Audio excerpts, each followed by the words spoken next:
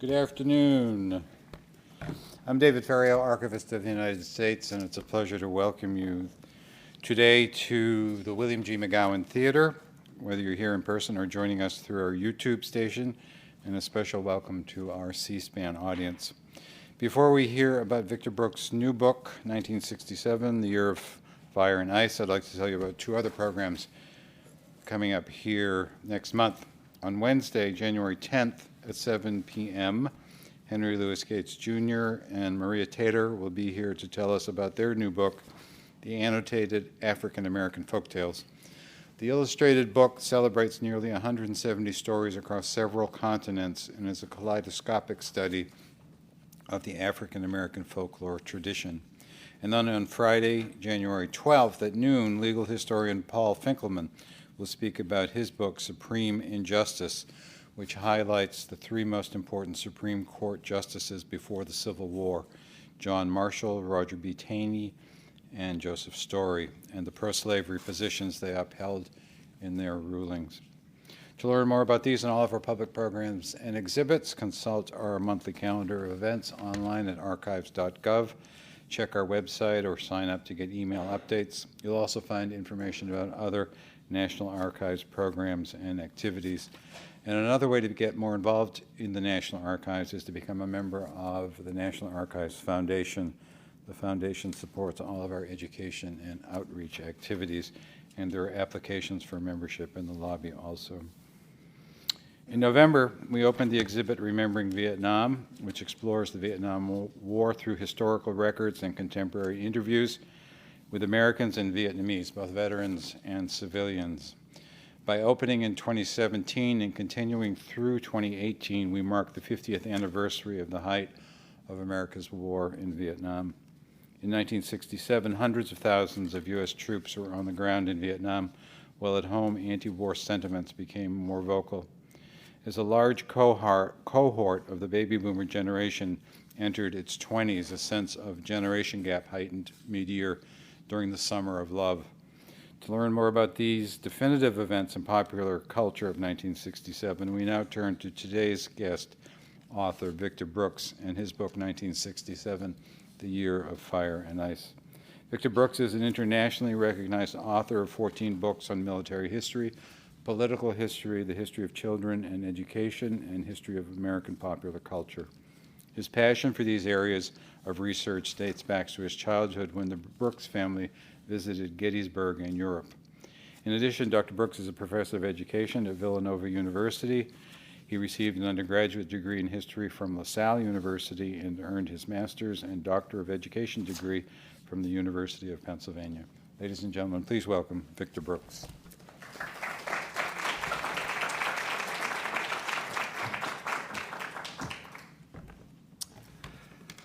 Thank you so much for coming today. I'm very, very honored that all of you could take from your very busy schedules to come to listen to me. And a little bit of the background for this book. I was 19 years old when 1967 started and was in college. And therefore, I was old enough to know what was going on in the world, but not old enough to know things too much about, say, the economy or the stock market. It was more what was the newest rock band, what was on TV, how I was going to get along with my parents, and so on. So this book is kind of a combination of several things. What I'm going to be doing today from my book is basically three things that are very heavily related to one another. One is the popular culture of the time, which is undergoing an enormous change in 1967. The second is the impact of the baby boom on what is starting to be called the generation gap that's starting to develop at this time. And finally, fitting in well with the exhibit here, is the Vietnam War and some of the research I did on the war during 1967 and how it set up many of the major changes right after the end of 1967, including the very famous Tet Offensive, which changed the entire course of the war. So I'd just like to share with you some of the research findings I discovered. Much of my research was done using a lot of the magazines and journals of the time, Life, Newsweek, even TV Guide magazine. I discovered all kinds of interesting things. I probably made a huge profit for eBay, sending her away for some of these things. I even read 17 magazine, Teen Screen, and all kinds of things like that too. So it's kind of a very, very varied group of sources that I've been able to find. So first of all, I want to talk just the first part about the popular culture of the time and how 1967 is such a major watershed in the 1960s. Basically, what happened in 1967, first of all on television, is that a huge, huge technological breakthrough had just occurred. 20 years after effectively network television started, in roughly about 1947. In the fall of 1966, for what is called the 1967 television station, all three of the major networks, ABC, NBC, and CBS, went over entirely to color television. Okay? Before this, the vast majority of programs were in black and white, and therefore American consumers were kind of loath to buy a color television set just to see a few shows like Bonanza and the Rose Bowl and the World Series. A color television set cost about 3 to 4 times what a black and white set cost. So therefore, they were like, this isn't worth it. So what happened is in the fall of 1967, 66, for what is called the 67 season, all three networks agreed to go entirely to color. And the only exception for a few weeks was a show called I Dream of Jeannie, in which an American astronaut finds a genie in a bottle on the beach. And what's interesting, Barbara Eden, who played the genie, when she comes out of the bottle, the special effects were so technically advanced, they didn't know how to put it in color yet. So for a while, I Dream of Jeannie was the last black and white holdout, which I find kind of interesting, until they could figure out how to get it right. So as far as the television at this time, some of the research I came up with that was very interesting is, first of all, how in 1959, Life magazine ran a cover story in September about the new television season in 1959. And in that year, they mentioned there was a record 30 Westerns as regular series. Gunsmoke, Have Gun Will Travel, Bonanza, and so on. Theoretically, I checked it out on TV guides from that time, you could actually pretty much, if you only wanted to watch Westerns, if you just were willing to flip channels, you could watch a Western virtually the whole week, every night, every time period. Yet by 1967, the Western was starting to become somewhat of a dinosaur. And the new hero by 1967 is the spy concept. And there's this enormous switch, partially caused by the enormous impact of James Bond movies and similar events. So by 1967, the Westerns are getting slowly pushed to the edge, while the new shows are some of the ones that some of you may remember, if you're old enough, are things like, for example, Mission Impossible, I Spy. Another one was a parody, was called Get Smart, in which it's a very, very bumbling secret agent. And all of these shows, and many like this, are shows that essentially trade the cowboy for the glamorous spy. Sometimes shot in foreign countries, for example, with I Spy, or in the case of the long-running Man from U.N.C.L.E., usually shot on a Hollywood location, in which they would simply show like stock footage and would have a thing like somewhere in South America or something like that. And it was actually a back lot that they were doing this. And these became the new kind of superheroes of television. There was Robert Vaughn and David McCallum as Napoleon Solo and Ilya Kuryakin on The Man from U.N.C.L.E. and so on. Also in a major social change, Robert Culp and Bill Cosby, obviously an African-American, shared top billing in I Spy, which was a very major breakthrough at that time. So in essence, the spy genre is obviously replacing the cowboy or Western genre. That was one thing I noticed. A second thing is the emergence of science fiction for the first time as a major portion of television programming. And basically the most famous of these, because there have been so many follow-up movies and then remakes of the movies after that, is the show Star Trek. Star Trek started out on a Thursday night in the fall of 1966 and almost immediately gained quite a bit of attention. And they had this fabulous pairing off of Mr. Spock and Captain Kirk, one very emotional, the other an unemotional Vulcan. And in essence, this was almost like the show Wagon Train, except it was Wagon Train in space. Instead of moving across the frontier, they were moving across the galaxy. Well, that did well enough that the other networks quickly jumped in, and they had shows such as Lost in Space, and the similar shows. Some of the other ones that came up at that time one was called The Time Tunnel, which was a very interesting concept in which two young professors are experimenting with a time machine which goes awry and throws them in the past with no way of getting back to 1966 or 67. And again, using quite a bit of stock footage, they happen to land, the first episode, they land on the Titanic on its last, or the only voyage they have. And the two young scientists are trying to tell the captain, watch out for the icebergs. Of course, it doesn't work. Okay.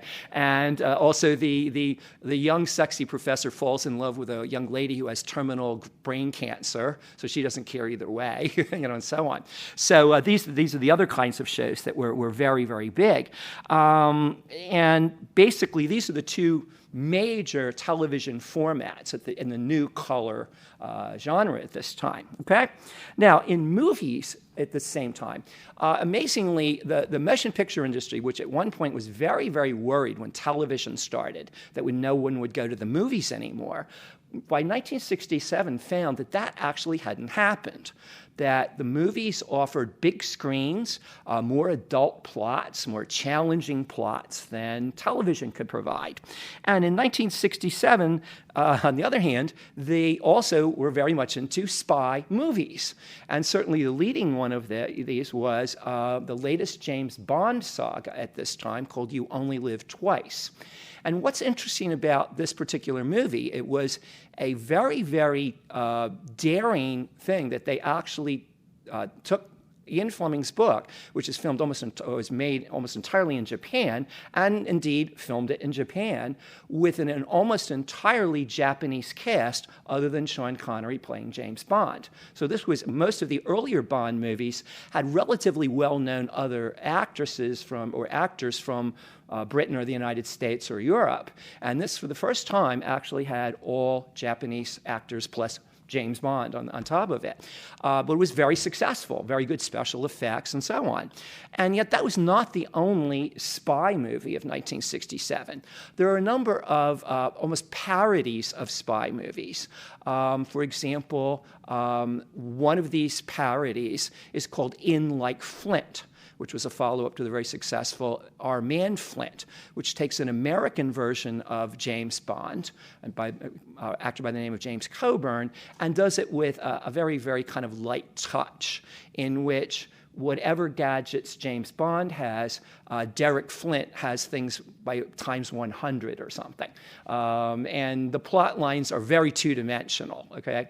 Also, James Coburn, of the same year in 67, starred in another spy movie called The President's Analyst, in which he has the very interesting job of being the analyst for the President of the United States. And it turns out, as part of the kind of satire in the movie, that every single country's secret agents want to capture him to get all the information about what the president has told him in his deepest thoughts. And yet it's kind of a dark comedy, but a very successful movie. So James Coburn certainly had a very, very good 1967. Also, at the same time, there's a very significant change in film two traditional areas were war movies and westerns in the movie theaters. And there's a significant change that starts to happen in what we might call action movies in 1967. And this is that a lot of the unwritten rules of how much violence or sexual content a movie could have started to get stretched quite a bit in 1967 in those two genres. One very classic example is a very profitable movie called The Dirty Dozen. And this goes on the interesting concept that right before D-Day, 12 convicted military felons who all face death penalties are told that their sentence will be commuted if they will volunteer for a semi-suicide mission to go into Normandy the night before D-Day and go to basically a kind of rest camp for high-ranking German generals and simply go in and shoot as many generals as they can. Now, interestingly enough, Life magazine did a very interesting critique of the movie, and the Life magazine film critic said that the movie itself was quite exciting, but he said that when you really think about it, this order to go in and simply shoot every general when they're unarmed would essentially break the Geneva Convention. That they wondered about the morality of this order. So it showed you both sides were talking about this. In another sense, a number of the other movies had that same very violent thing. Some of the thrillers of this time include In Cold Blood, also Wait Until Dark, How I Won the War. All of them have a very dark side to them that hadn't been seen too much before 1967. One includes essentially what we would call today a serial killer. Another includes essentially a psychopath zoning in on one unprotected young lady. How I Won the War was actually a British film in which John Lennon of the Beatles had a fairly decent-sized role in it and actually dies a very horrifying death in the movie. He's slowly bleeding to death, and the camera keeps panning in on him, gradually losing life. These are things that hadn't been done as explicitly before 1967. Okay, so I found that very interesting. The other part of the film industry in 1967 that is fairly new is what they're starting to call the anti-hero. And this is a hero, in quotes, who has a very, very definite dark or a negative side to the individual. A classic example of this, for example, is Bonnie and Clyde, in which two 1930s bank robbers who killed quite a few people as collateral damage in their bank holdups are shown as two sexy young persons who kind of laugh, joke, and talk their way through bank robberies while they're shooting down police officials and so on. And again, a lot of film critics wondered, was this a good message to give, especially to young Americans? It just seems too easy to do these things, and there seems to be no repercussions till the end, in which, in one of the most graphic film shots up to this point, they show in slow motion Bonnie and Clyde being shot to pieces by a fairly large number of federal agents. And it's all this stop-action slow-mo with blood all over the place and so on. And again, it produced an interesting response from a lot of both film critics and moviegoers at that time. There also another example of the anti-hero was Cool Hand Luke, where Paul Newman plays a convict who is constantly attempting to escape from essentially a work gang and ends up by the end, they keep putting him in a sweatbox as punishment, and he keeps defying the authority until finally he dies at the end. Another kind of lighter look at a kind of anti-hero is in The Graduate, when Dustin Hoffman plays a brand new college graduate who has simply no clue what he wants to do with his life. And it's certainly fascinating how you see shot after shot where he's basically on like a kind of a pool raft, like swimming around or lying around the swimming pool, and he just doesn't know what he wants to do. And one of his neighbors at a party keeps coming up and whispering in his ear, "Plastics, that's the place you want to go," and so on. And then it has a very controversial situation where, in turn, he is having an affair with his neighbor's wife, who's roughly twice his age, Mrs. Robinson, which also produced 2 big songs for Simon and Garfunkel that year, okay? So again, these were new frontiers for the film industry. They were basically kind of pushing the envelope quite a bit compared to earlier years. So I found that kind of interesting as something brand new in America. Now, as far as sports and popular culture, 1967 is a very iconic sports year for a number of reasons. The first big one is in July of 1966, the 2 arch enemies of professional football, the American Football League and the National Football League, essentially called a truce to their war and merged with one another into one gigantic league, including both these 2 subsets. And they decided as the biggest part of this, that at the end of the 1966 season, in early 1967, the AFL and NFL champions would play each other in a ball game. And they went to Madison Avenue to ask what would be a good name. They already have the Rose Bowl, the Sugar Bowl, and so on. And these brilliant ad men said, let's make it the Super Bowl. And it's incredible to see how much of a run-up there was to that event. First of all, in an unusual situation, because both CBS and NBC had contracts with each of the 2 leagues, for the only time the Super Bowl was going to be on both networks, CBS and NBC. So in the run-up to it, at the end of almost every NBC or CBS show, regular show, they're doing, promos, watch the Super Bowl on our channel, rather than the other network, as if there could be that much of a difference. Now, what's interesting, what was seen as this huge buildup was a less than spectacular ending. First of all, they put it in the Los Angeles Coliseum that at that time actually sat almost 90,000 people. It would be very difficult to sell out. And also, there was no Los Angeles team in the Super Bowl. So what happened is only about 60,000 people showed up. So the cameramen were explicitly told, don't go very high with your shots, because there was an awful lot of empty seats that they didn't want to show off. Also, while it was seen to be as this super challenge between the 2 leagues, the NFL at this point still had more talent. And when the Kansas City Chiefs went out on the field against the Green Bay Packers, they were hitting one of the most iconic football teams in history, with Bart Starr, Paul Hornung, coached by Vince Lombardi. And for about a quarter, the Packers kind of played with the Chiefs. And then apparently somewhere between the end of the first quarter and halftime, Lombardi said, we better get serious.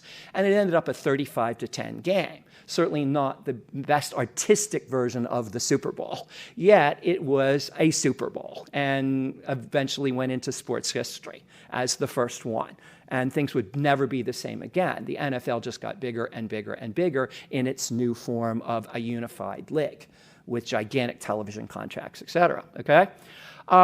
Another huge event that occurs during the early part of 1967 is another dynasty like the Packers. And this is in Westwood, California, on the sunny campus of UCLA University.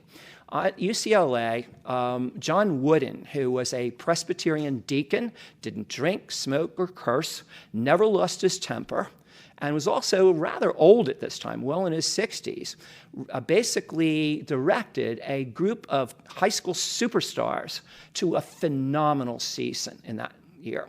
His biggest new piece on the chessboard was a person at that point called Lou Alcindor, eventually called Kareem Jabbar. And he had been recruited from Power Memorial High School in New York, which was a hotbed of high school basketball. And he was considered the #1 high school sensation. He was also over 7 feet tall, which at that time was very, very tall. And he came to UCLA, and in the arcane rules of those days, he had to sit out his freshman year. He played for a freshman team, and then started his 3 years of eligibility as a sophomore. Well, in this 1966-67 basketball season, no one came close to UCLA. They just swept through the season, winning every non-league game, every league game by huge, huge margins. And once the NCAA tournament started, unlike most of the tournaments where they have the Final Four and the 64 teams and all the picks you have in office pools and everything, they almost couldn't do it because everybody knew who was going to win the championship, all right, more than most years. And this basically opportunity to play for the championship came to a relatively little-known team called the University of Dayton, a Catholic school in Dayton, Ohio, which happened to have struck lightning and put together 5 very good basketball players. And during their regular season, they were quite good. And then on actually the night before Easter in 1967, and interestingly enough, not on a network televised thing. At this time, they still had to syndicate the championship. The March Madness was not nearly as big as today. So most cities carried it, but it was kind of an outside feed. But the game itself was mainly watching Lou Alcindor pretty much take on Dayton single-handedly if he needed to. It was not a very close game. By the last few minutes, basically UCLA was playing with Dayton and just not even trying to hit their shots. So it's not a remarkable championship game, but it's very interesting how the UCLA brand becomes imprinted on college basketball in the 60s. Okay, and this is the beginning of the Lou Alcindor era, which goes on for the next 4 years. Or 3 years, actually, because of his eligibility rules. Now, at the same time, in professional basketball, interestingly enough, right now the NBA has over 30 teams with 30 franchises. In 1966-67, there were only 10 NBA franchises. Most parts of the country did not have a professional basketball team. So the playoffs, and today the playoffs go about 2 months, the playoffs were much more brief, all right? But in the end, the 2 best teams basically pretty much met, even though the biggest rivalry in the NBA at this time was a transplanted team that at one point was the Syracuse Nationals, which is amazing. In a small city like Syracuse, they had an NBA franchise. They moved to Philadelphia and became the Philadelphia 76ers. Now, what's ironic is their opponent was the team that had represented Philadelphia until 3 years earlier. They were called the Philadelphia Warriors, and 3 years earlier, they had moved to San Francisco. Now, they were the Golden State Warriors. And the 76ers were led by Wilt Chamberlain, one of the tallest players of his time, who the season before had averaged an incredible 50 points a game. And by the way, as a little sideline, in his last year as a Warrior, he had come back to Philadelphia as a 76er. In the last year as a Warrior, he actually, in Hershey Park Arena, scored 100 points in a single game, and no one has come close to doing that. As a personal thing, 2 weeks after that, I had become a basketball fan. I was about 13 or 14 years old. And I talked my non-basketball fan father into going down with me on a subway in Philadelphia to a place called the Civic Center, where they annually, the biggest thing they have is a flower show. And this is where the Warriors played. And as a comeback from his 100 points in that Hershey game, Wilt scored 73 points. And I kept the program. I still have the program. I have all the field goals and everything, which is still pretty impressive. Okay? So the Warriors have probably a deeper team. The 76ers have a superstar. And it's an exciting series.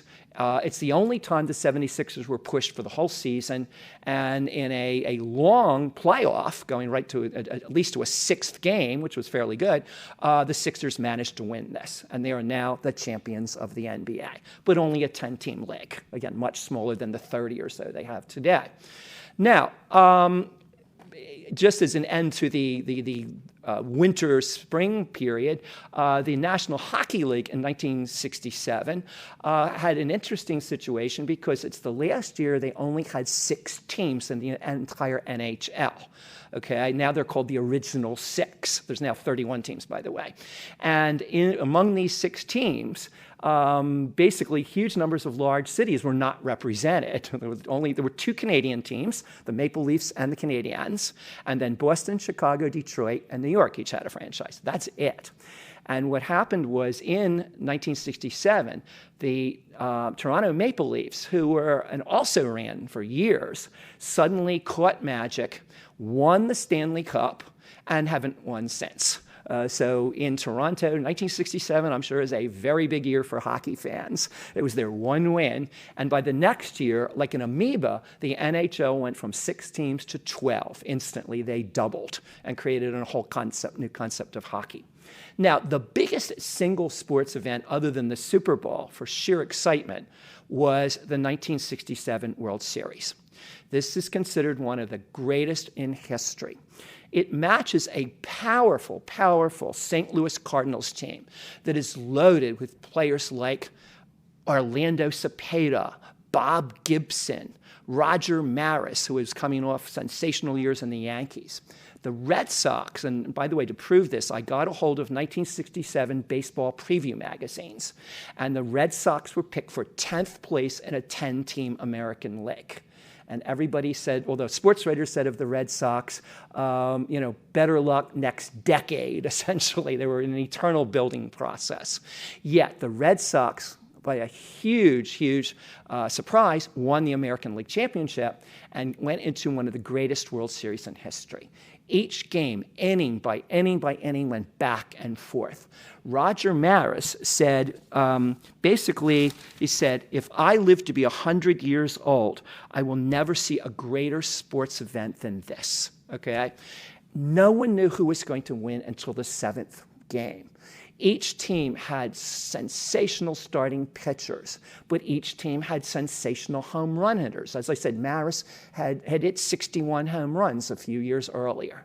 And it literally went to a 7th game with 2 sets of crazed fans just hanging on every pitch. Now, again, the irony of this in 1967, looking back from a period of 50 years, is the weekday games were literally that, weekday games. They didn't play night World Series games yet.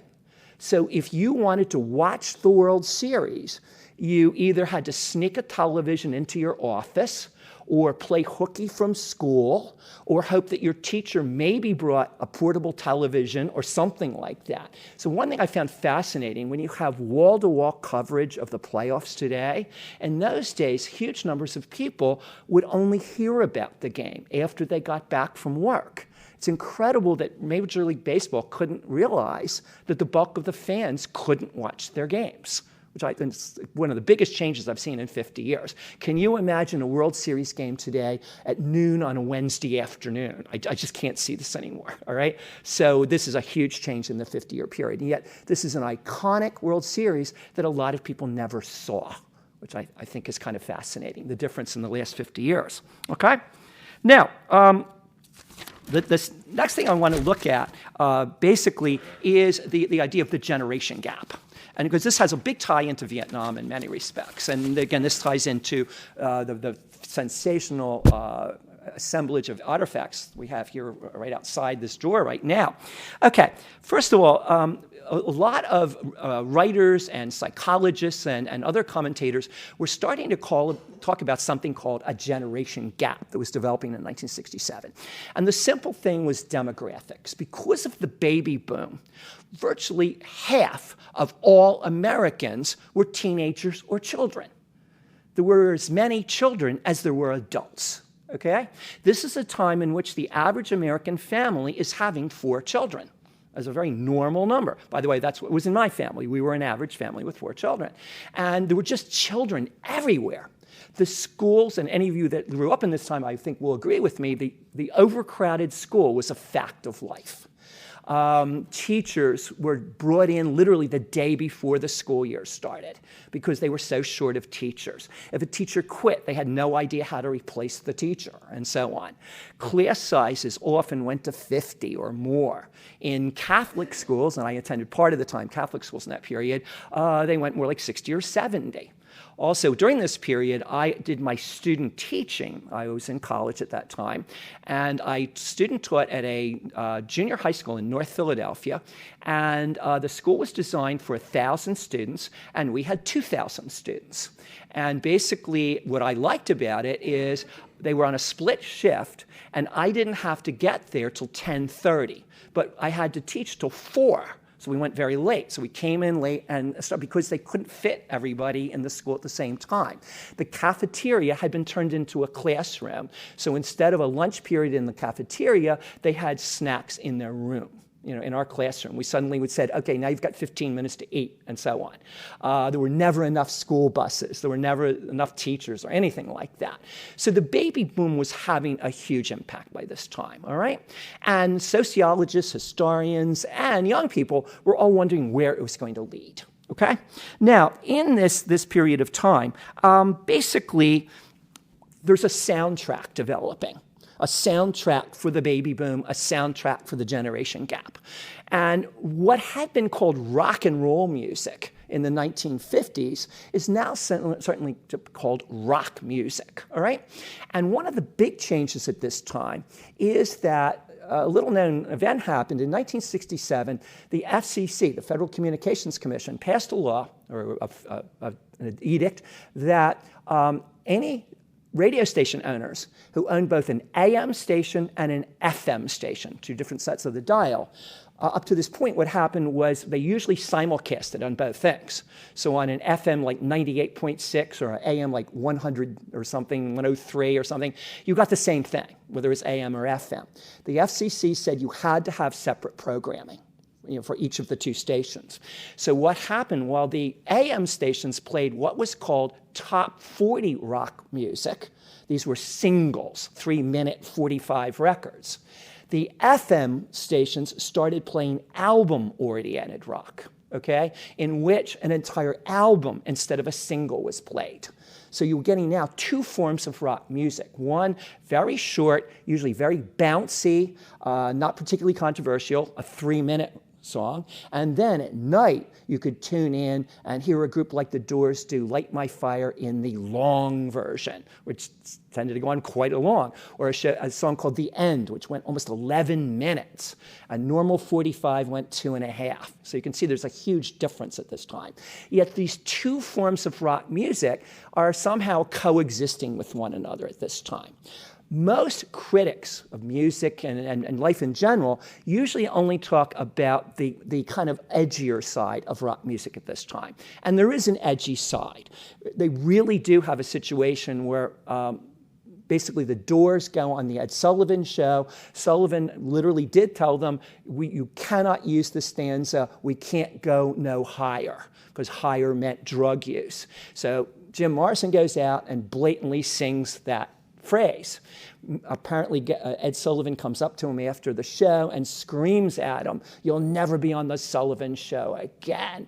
And Jim Morrison turned around with a straight face and said, "We just did the Sullivan Show," because he could get on almost anything he wanted, okay? But so there is this edgy side of rock and roll.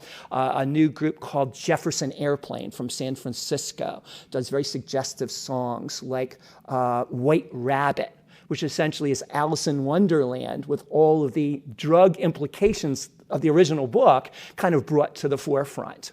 Somebody to Love, in which Gracie Slick, the very, very exotic lead singer, over and over intones, "I need somebody to love. I want somebody to love." It's an exclamation point after exclamation point. She comes out with a mini skirt and vinyl boots on and everything, looking so 1967. And I've actually seen an interview of her on American Bandstand where Dick Clark, who looks kind of nonplussed after they've done their act, is trying to figure out how to have a conversation with these hippie musicians, because it was kind of new at this time. So this is basically a new sound, much of it coming out of California. Morrison from Los Angeles, groups like the Grateful Dead, and Jefferson Airplane coming from San Francisco, all right? Basically, at this time, they also have one of the first of the true predecessors to Woodstock. It's called Monterey. And in Monterey, California, near the waves and the surf, in the spring of 1967, late spring of 67, they have the first really, really heavily publicized rock concert that goes multiple days. Now, what's interesting, to show the issues going at that time, the Rolling Stones were billed to appear. The Rolling Stones never showed up. Two of the Rolling Stones were under indictment in England for drug charges and had to surrender their passports. They couldn't leave the UK. That was the end of the Rolling Stones coming, okay? Also, the Beach Boys had 2 of the 5 Beach Boys were essentially dodging the draft and were afraid if they showed up with too much publicity, their draft board would find them. They had kind of semi-disappeared. And so it's kind of interesting, all the things that were going on. Other rockers who were supposed to come were just, quote, indisposed and never showed up, all right? On the other hand, a person no one had ever heard of except the Beatles at this time, called Ravi Shankar, came and did about a 4 or 5 hour solo, okay, sitting cross-legged and just playing his sitar for hours. And a lot of the people were just entranced by this. It was so exotic and so on. Interestingly enough, this is where Janis Joplin really becomes a superstar because the big stars have not shown up. Another interesting thing is a much more mellow pop singer, Dionne Warwick, was supposed to come and apparently had a really, really bad cold that was almost pneumonia. And they still debate like how much she wanted to come or not wanted to come or whatever. But this is the forefront of the super rock festival, the Moldy Day. Monterey is pretty much the beginning of this. One of the groups that is about ready to break up is called the Animals, led by a guy by the name of Eric Burdon. And in 1967, he fell in love with San Francisco, even though he was British. And he comes out with a song called San Franciscan Nights. And he basically, in the song, tells about, in the lyrics, I wasn't born here, but I may die here. But there's no other place to go. In other words, come to San Francisco. Another somewhat hippie-looking singer by the name of Scott McKenzie came up with a huge hit called San Francisco, Wear Some Flowers in Your Hair. This is an open invitation to all of America or the world to come to where the action is in San Francisco. And the San Franciscans knew they had a gigantic tourist thing here. So interestingly enough, along with the so-called hippies, they had visitors such as George Harrison and his wife showed up and simply wandered around the hippie center of Haight-Ashbury, and fans poured out to hear, like an impromptu concert. On the other hand, the research I did in this found out that about every 2 blocks was an emergency health center because hepatitis and similar kinds of maladies were breaking out so fast because of the drug use that they were really worried that they were going to have a gigantic death toll by the end of the summer. Yet at the same time, senior citizens literally were doing bus tours of the Haight-Ashbury area, taking photos of this new animal called the hippie. And literally people were like, I want a good shot. I want to get a good picture of a hippie, and so on. And actually some of these so-called hippies were charging for the photos. So they were perfectly willing to accept money there. So this is the summer of love. And this becomes much of the epicenter for the generation gap of 1967. San Francisco apparently was the place to be at this time. Okay? So I found it pretty interesting as far as that goes. Now, on the other hand, regular rock or rock and roll music still had a much softer side to it. This is the period in which you have the emergence, for example, of Neil Diamond, who's still a huge winner in the nightclub circuit. His first big hit is called You Got to Me that year, okay? You have Spanky and Our Gang with a song called Sunday Will Never Be the Same. Again, a kind of very mellow song, okay? Nancy Sinatra, the daughter of Frank Sinatra, comes up with a very mellow song, very retro to the 40s, called Sugar Town, and so on. So interestingly enough, a lot of rock music is not as divisive as you might think. A lot of music historians, I think, have cherry-picked a little bit there and only looked at the ones that seem to divide more than unify, okay? So that's one of the things that I came out with the research. I actually got a hold of Billboard magazine, actually has a compilation you can send away for every top 100 song every week of the entire 1960s. And I just sat there and went down all the charts to see exactly, what was big, okay? There's very mellow songs like the 59th Street Bridge song by Harper's Bazaar, the subtitle called Feeling Groovy. There's another song called Snoopy versus the Red Baron by a group called the Royal Guardsmen, hardly the stuff of drug use and so on. So one of the things I'm intimating here is that it's a much more complex scene than you would think, okay? So basically, there is, on the other hand, a generation gap. There's no doubt about it. One of the big issues among students, especially in high schools and middle schools, is long hair is starting to take over. And yet principals, teachers, and some of the parents are not amused by that. Now this has been going on since when the Beatles started to really take the fore. And by the way, just as a little sideline, in 1967, as all these events are happening in the United States, the Beatles are making an enormous change in their entire existence. In 1966, they do their last concerts. Several of them, by the way, at American baseball parks. And by 1967, they decide to retreat strictly to the studio. And I managed to get a hold of a number of firsthand accounts of the nights, and they did everything at night, by the way. They were very nocturnal creatures at this time. The nights in which they put together the Sgt. Pepper album. And it's very interesting to see little snippets of each of the Beatles as they're drifting apart. Reporters mentioned how Ringo Starr had spent much of his money on a collection of antique swords, and during the recording was waving his new swords around. And in turn, how George Harrison was alternating between thinking of new songs and eating huge amounts of pasta nonstop, and so on. And each Beatle was becoming different from the next Beatle. Paul McCartney was starting to talk about maybe it was time to get married and so on, and yet coming out with extremely new versions of their songs. This is when you get Lucy in the Sky with Diamonds. Did it really stand for LSD? Nobody was sure, and so on, okay? Sgt. Pepper is the most controversial album at this point, and that's all people talk about. What do the lyrics really mean? This is the first full-scale concept album that becomes super controversial. And in it, and I have the original copy of it, has the lyrics of every song. Also, the Beatles appear in very, what might be considered hippie-ish outfits. The old suits and ties they wore are now long gone. These are the new Beatles. They don't leave the studio.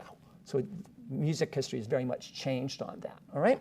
Now, for the so-called kids, there is a sense of rebellion here. There's so many of them, they start to realize the parents might actually be afraid of them. The faculty might be afraid of them. There's just so many of them. So schools start to make compromises. They tell students, for example, you don't have to have super short hair for boys, but it can't be longer than like below your ears for sideburns, and so on. You can have longer hair, but there's a limit. Young ladies are told that they can have mini skirts, but not too many. There's like a certain literal number of inches around the knee you're allowed to use, and so on. And there's all these long numbers of restrictions. We'll let you go this far and no further. There's also a new concept called teen discos. This is the age of what's called the discotheque, all right? And they now have teen discotheques, one of which I found was only about 4 miles from my house. I didn't know it existed at that time, in which they had rock groups and loud music, but no alcoholic drinks for everybody under 21, except they found out that 95% of the students smoked all the time instead while they were there. Now, all of this leads to the confrontation over Vietnam. We're becoming a divided country, okay?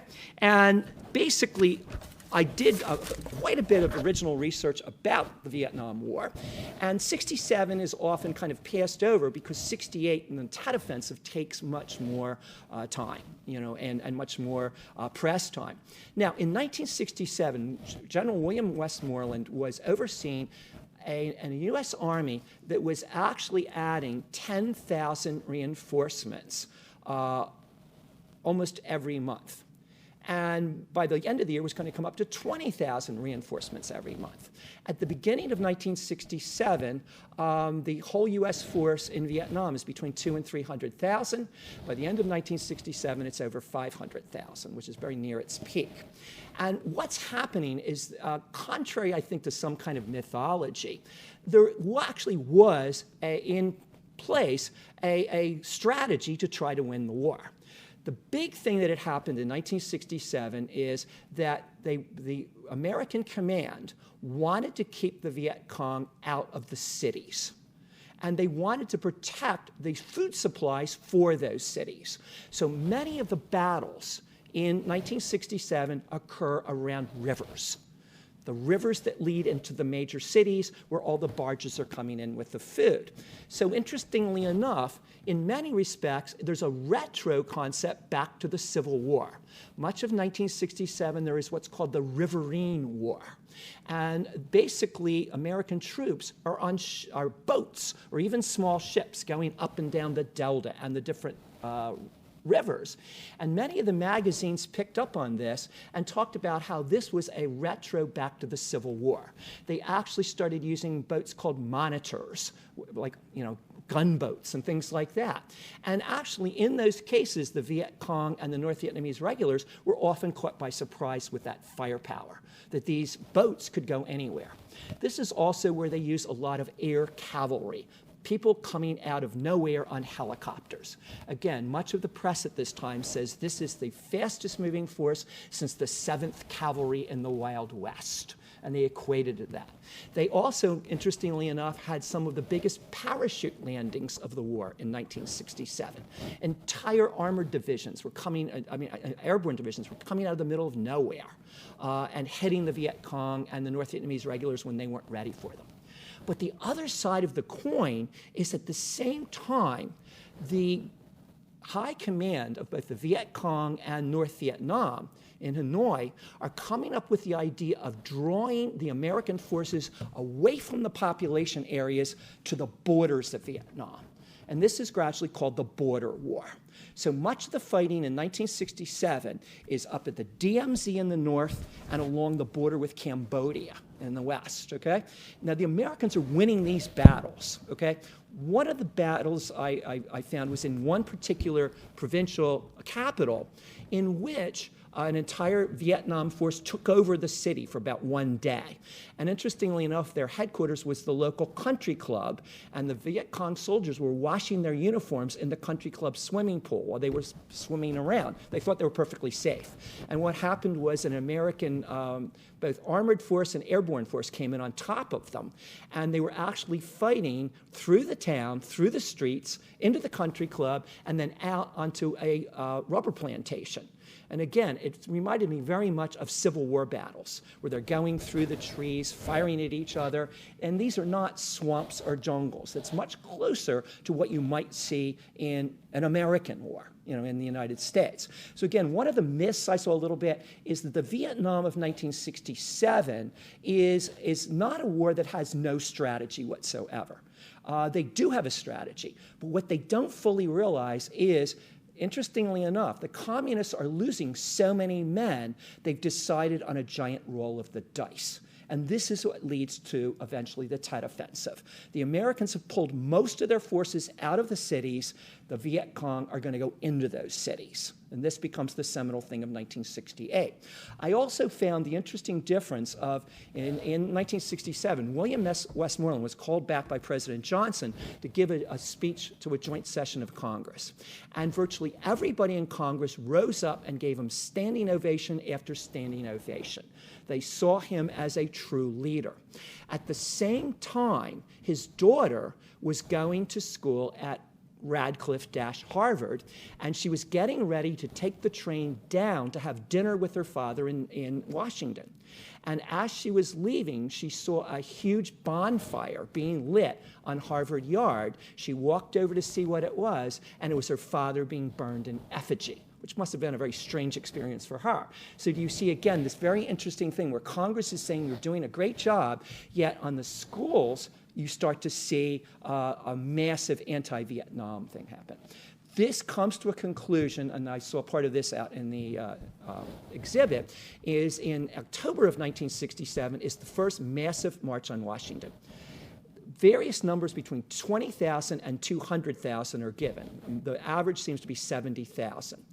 And these people come to protest the war, to toss in their draft cards, and basically show they're upset about the war.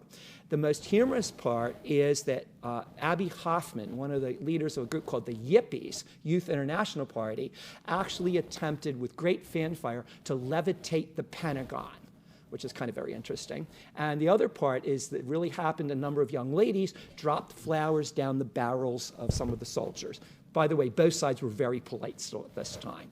So again, what you're seeing in 1967 is the events that turned the country into almost a battlefield in 1968 are building up. But nobody knows what is going to happen the next year.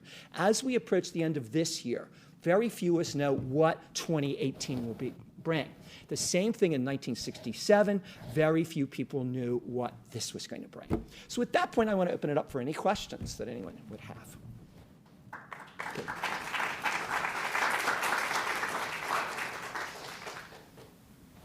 Yes? Great. Thank you very much. Two questions. The Sure. first one is about simulcasting AM and FM. I don't know if you have more depth to that, but radios later on obviously had both options. What was the purpose when that change took place? If you're simulcasting, why would people say we're diehard staying with AM versus FM? Yeah, it's very interesting. What happened was the officials in the FCC saw that a broadcasting license was a very, very important commodity because there was a very finite number that were given out. And they felt that the owners of these stations were essentially cheating by, basically having one set of programming. So again, and a lot of the owners were kind of upset, and then their best plan then was, okay, we'll switch this. We'll have to hire, now they were upset because they had to hire more announcers, disc jockeys. But what happened is they actually gained because the audiences were huge. Because a lot of young people said, I'd rather listen to the album. Also interesting enough, they had far fewer commercials. Okay, so. Yeah. So it wasn't technology, it was just, you're talking about kind of content changes from that perspective. Yeah, well, the technology itself, actually, what happened was the transistor radio by this time had become almost like the iPhone today for most young people. I mean, you just didn't go anywhere without a transistor radio, okay? And what this allowed you to do is to have a choice, more of a choice of music. And when I see my students almost like surgically attached to iPhones, I have to think back a little bit. I was surgically attached to a transistor radio much of the time. And for many young people, it was simply a way of showing older people, we have a soundtrack. When you're talking about Glenn Miller, we've got something better. Sure. That gives you an idea. Second question, you talked about the broadcasters. Is there more to it than, hey, let's all get together since we're competing and switch to color? Was there one that said, hey, we're ready to do this, and the others were concerned about that? Or was it, that seems more of a consolidation effort from a competitive aspect that when they switch from color from black and white? Well, one of the things, okay, I think it was a kind of a chicken versus the egg thing. For example, NBC also had tie-ins with RCA, making television sets and everything. And see, what happened was the color television sets were very expensive. And basically, a lot of Americans were complaining, why should I buy one of these when I can only maybe watch one color program a night at most? And yet, on the other hand, filming in color was far more expensive. So I think they must have done a cost-benefit analysis. I've never seen the exact figures on this. They never released them. But I think they finally decided to bite the bullet. And by the way, the last holding was CBS didn't want to do it. And at one point, they said, we're going to stay in black and white. And in a last minute, just as they were starting to get the programs together, they broke and said, OK, we're going to go with you. Interesting enough, my sisters are in the audience here with me. And we still remember the day, actually, very near the end of 1966, early 67, when we had a color television set arrive as a Christmas present in our house. And the first thing we saw was basically Hollywood squares. And we found out that the X's and O's were yellow. And that night we saw Star Trek for the first time in color and saw that Captain Kirk had a yellow jersey and Scotty had a red one. And literally it was, and I think you would agree, my sisters would agree, we were sitting there like entranced. It was like Dorothy going to Oz. That's what I always thought about was, when Dorothy goes from Kansas to Oz, suddenly, oh my gosh, there's a whole new dimension here. So if that gives you an idea. Thank you. Okay. Professor, I guess this is kind of a process question. I teach classes in the 70s to adults because I think... so you're ahead of me in this. Well, yeah. But I do 80s too, by the way. Oh, do you? Okay. Well, it's interesting because one of the reasons I do that is I think the 70s don't get the respect they deserve. And I totally agree, by the way. Yeah, a lot of classes on the 60s, a lot of classes on the 80s. Correct. And at the same time, that a lot of attention is given to 1968. Very much. That's why I wrote this book, by the way. Okay, okay. So you've just asked and answered my question. Yeah, because to be honest, I'll give you a little secret here. Yeah, what happened was I probably read every 1968 and 69 book that ever came out, right? And I was reading through these, and I kept thinking, and actually, one of my previous books is called Last Season of Innocence, and it's about teens in the 60s. And what I found when I was doing the research for my Last Season of Innocence was all these cool things happening in 67. Yeah. And I looked around and looked around. Actually, I wanted to steal some ideas from someone who had written a 67 book, and they didn't exist. Yeah.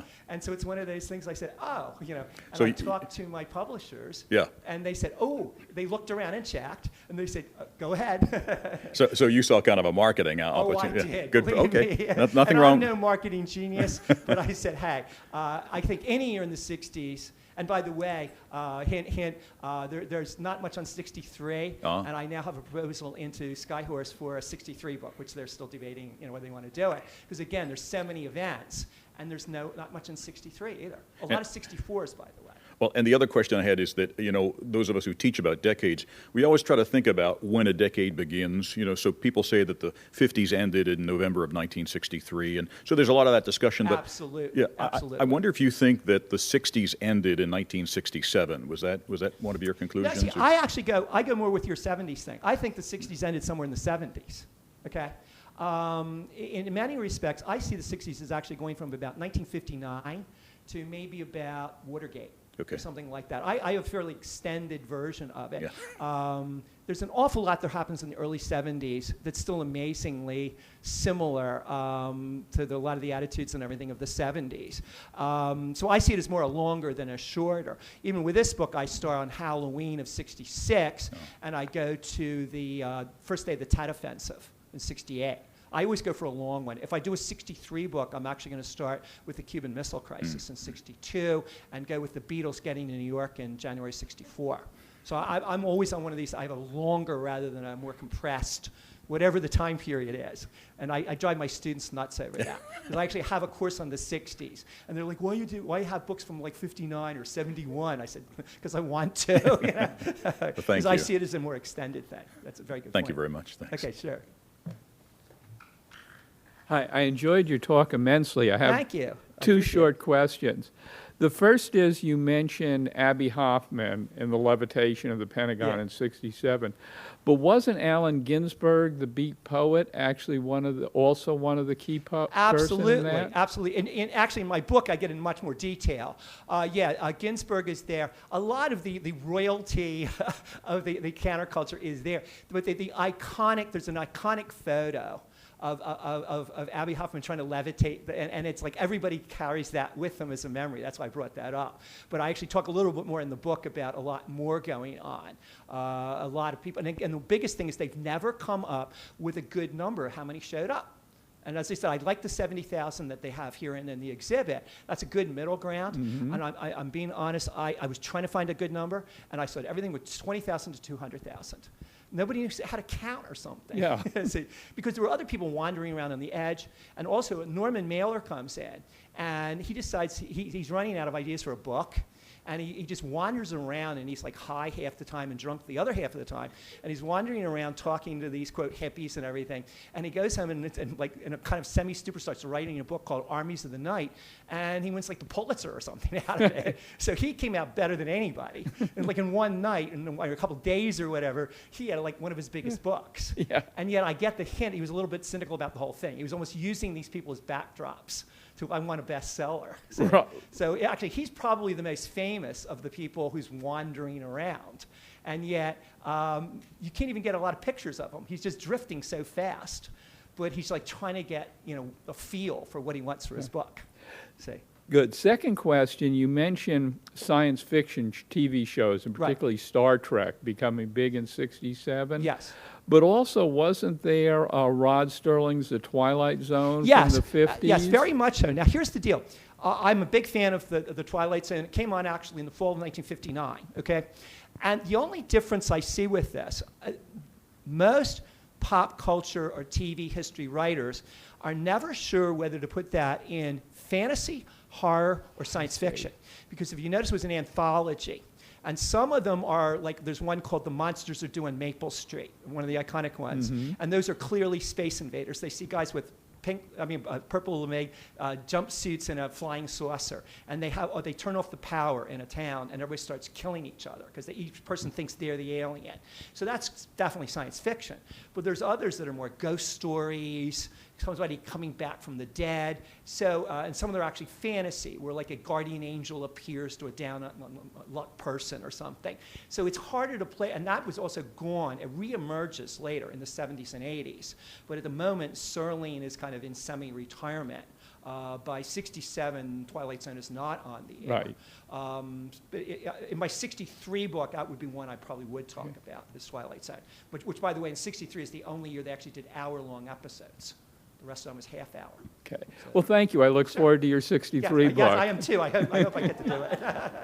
Thank you all so much for coming, by the way. And I also want to tell my appreciation to I have twin sisters who are also authors, and they actually started doing book talks before I ever did.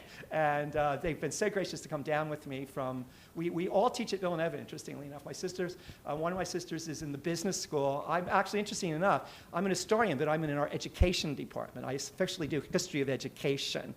But, and I'm so gratified to be able to come to this, and I have to thank Doug so much, because I never know whether people know who I am or not, and I guess Doug at least gave me this great opportunity to talk to all of you today. And I do hope you enjoyed yourselves, and I hope you all stay ahead of the snow as we still have to get back to the suburbs of Philadelphia, too. But I will be glad to sign any books if anybody, wants any signed or anything. I'm here, okay? Thank you so much.